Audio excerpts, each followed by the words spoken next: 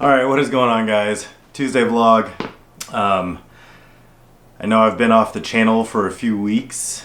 You guys may have saw that I was in Orlando with the Rotorite crew filming some episodes with them. That was pretty cool. But while I was there, I got the flu, and then it took me a while to get over it when I got home, so that's kind of why I haven't been making any content. But anyway, I'm back now, and I just got this in the mail. I just got that in the mail yesterday from Get FPV with their 8% off coupon. Got it in the mail yesterday, slapped it in a quad, and real quick, let's go down on the table and take a closer look at it. Alright guys, so this is the build. I'm just going to pop off this top plate real quick and show you how everything's kind of mounted up.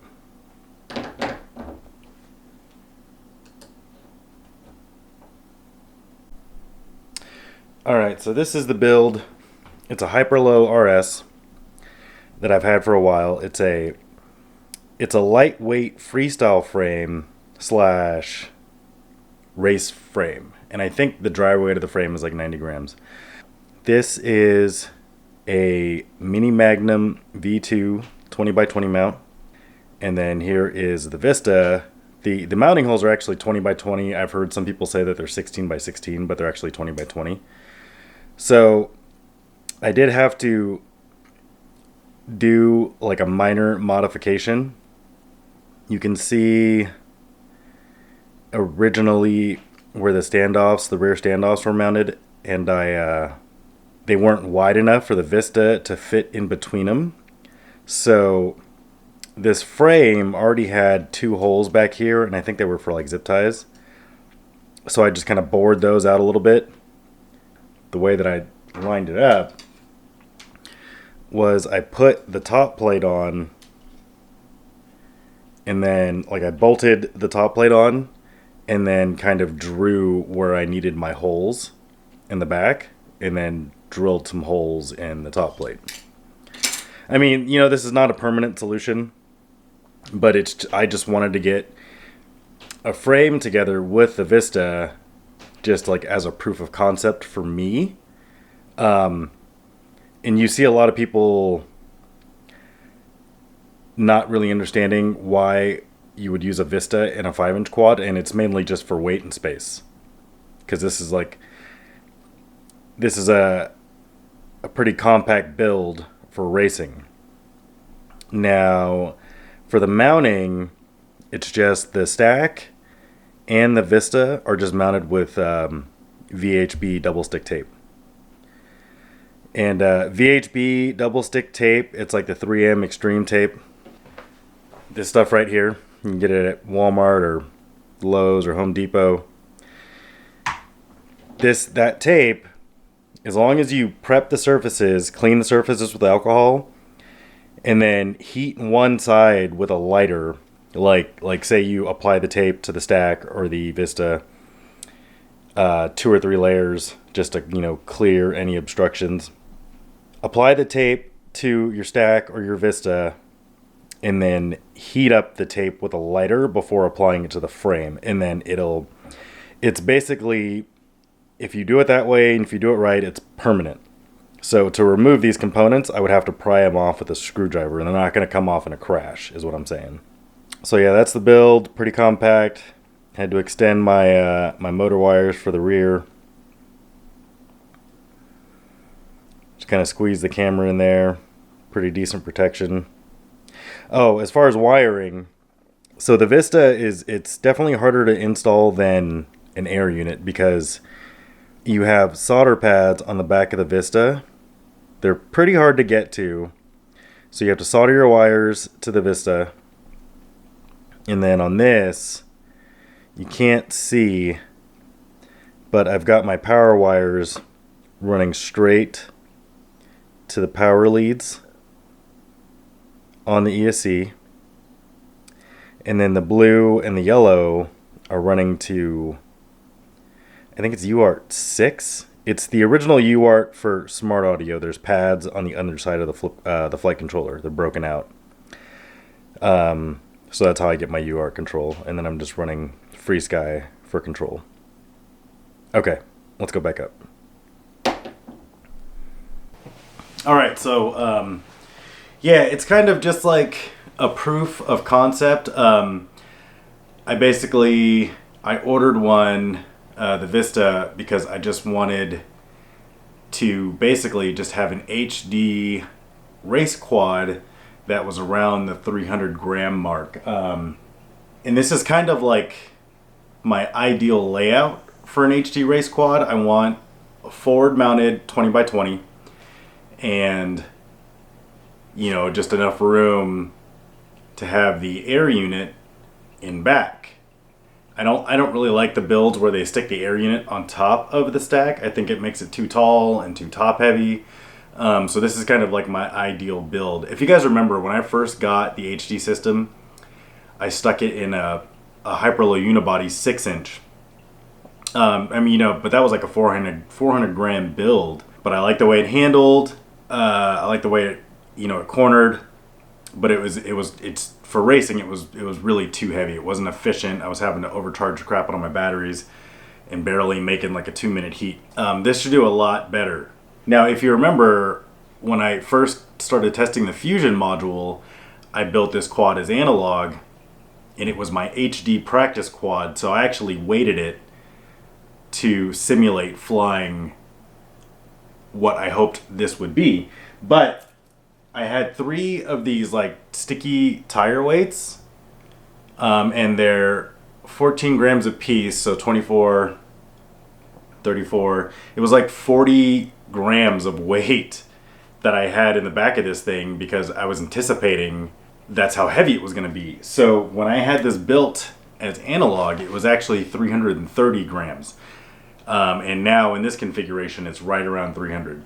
So yeah, I built it yesterday, flew like 5 packs through it, and it hauls the mail, it hauls ass. In HD, the Vista seems to perform about the same as the Air Unit. Heat is obviously going to be an issue. You have to just like turn off the power limit feature because it like as soon as you plug it in, it just starts overheating, I think. I am going to test that further. I am going to run, you know, like a battery of tests to see how it compares to the original Air Unit. I've got this guy. I picked this up when I was down in Orlando. This is a CL1 with Vanny motors, and it's got the Pyrodrone 20 by 20 stack in there. And I've got another Vista coming from Pyrodrone that I'm going to slap in this guy. And this is what I'm going to use for my testing because I'll be able to get the antenna more up and away compared to like a race build. But I built this with analog just to get it tuned up, and then we'll be able to kind of see how much a CL1 with a Vista weighs compared to an HD1 with an Air Unit. And that'll be another good proof of concept. So yeah, let's the weather's kind of crappy today, but let's go out and try to go to a park and just kind of see what a 300 gram HD racer can do. Hopefully I don't get rained on. Alright guys, so I think we got super lucky. It's not raining. I'm at the fairgrounds. There's no dog walkers, probably because it's the middle of the day. Yeah, let's rip this Caddx Vista build.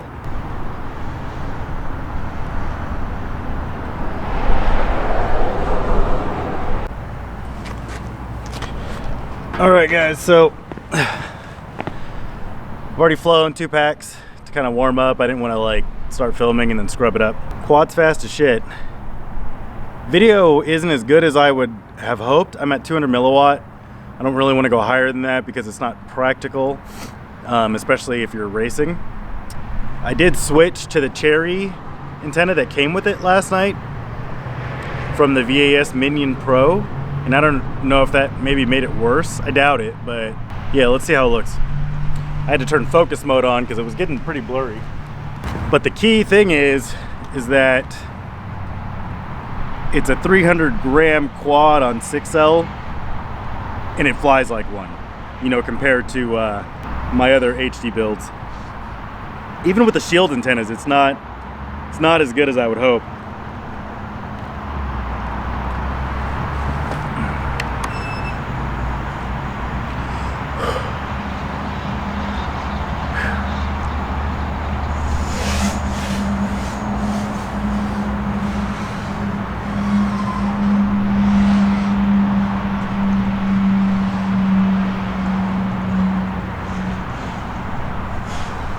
Ghost branches, no problem.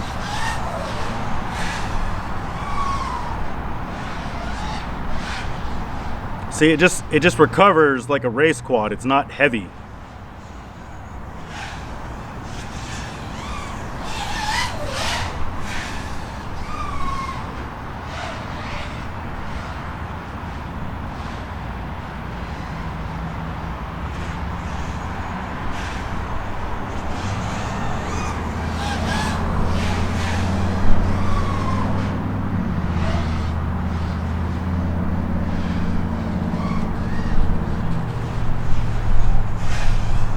So fun shooting through that tree like that.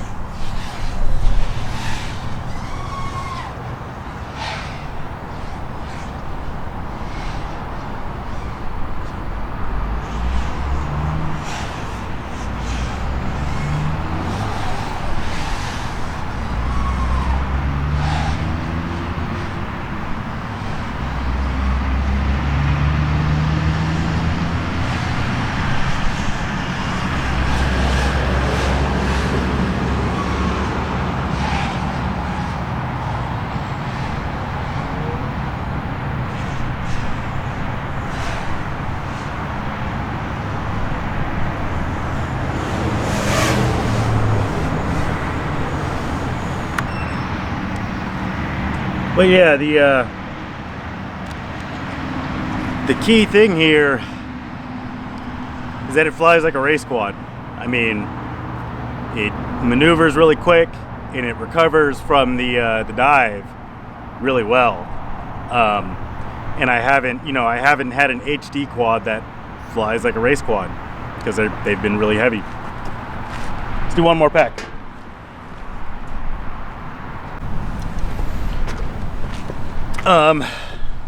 So yeah, you know,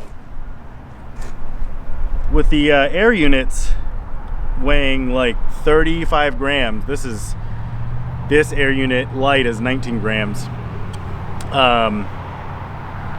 If you stick an air unit in your race quad and, you know, you add 35 grams to it, it's not going to fly the same as your analog race quad. It's going to be like, you're going to feel that weight. So I think the Caddx Vista is really important because we're getting HD video without the sacrifice of all that weight. And just so you guys know, Caddx doesn't have the best rep in the FPV community for making quality products. But this isn't actually engineered by Caddx. This is engineered by DJI and licensed by Caddx. So it's DJI quality, but it's just Caddx branded. So no worries there. The camera's the same, the performance is basically the same. I am gonna compare it to the Air Unit, but for now I just want to see how a race quad flies in HD. Just turned my EV up a touch because it was it's pretty gloomy out here. Like it's gonna rain, so I'm so lucky that I got to come out here when it was dry. No crackheads out here or anything like that. Okay.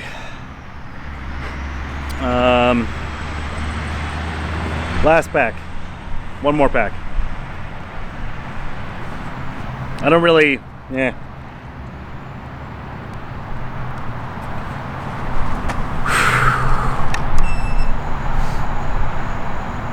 Recording.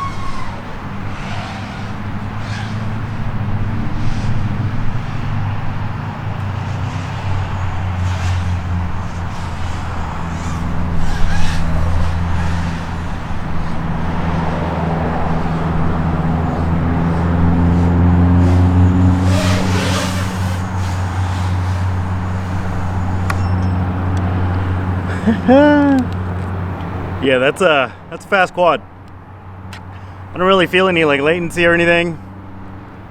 Not any more so than the full size HD quads. The breakup is pretty surprising, but then again, this is a pretty noisy RF environment. We're surrounded by businesses, so there's lots of stray like Wi-Fi. So I guess it's not too surprising, but again, I'll compare it to the full size Air Unit eventually. Maybe when I get my CL1 built up.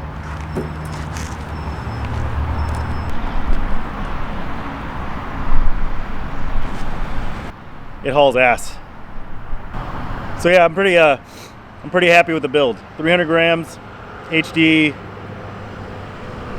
flies like a race quad, and I can see, I mean, normally flying at this park right now with all these ghost branches would just be a nightmare with analog. You couldn't see anything. But yeah, that's the first look, guys, at the Caddx Vista. When I get my CL1 built up with the Vista, we'll start comparing it to the Air Unit. And especially we'll compare the multipath in the parking garage, because that's supposed to be one of the biggest downsides. But anyway, that was fun. It's been a while since I've flown a fast quad out here at the fairgrounds, and being able to fly in HD. Anyway, thanks for watching, guys, and stay tuned for the next one. Peace.